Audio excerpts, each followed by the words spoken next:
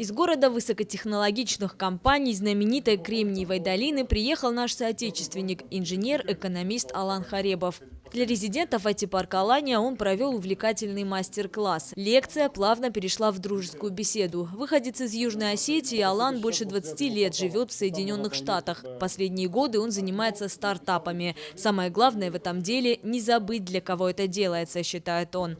Иногда человек настолько увлекается своей идеей, что ему никто не нужен, лишь бы это делать. Может, у него свои деньги есть.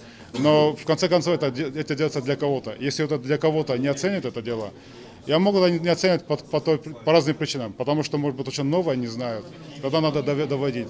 А может, просто продукт не очень хороший. Но именно твои кастомеры очень тебе помогают. Говорят, что им нужно, как им нужно и вообще это нужно или нет. Особенность развития IT-проекта в том, что он не требует больших вложений. Куда важнее проявить профессионализм, творческие способности и суметь привлечь инвесторов. Во Владикавказе с каждым годом таких проектов становится все больше. Яна Гагиева, Тимур Мазаев, Осетия ТВ.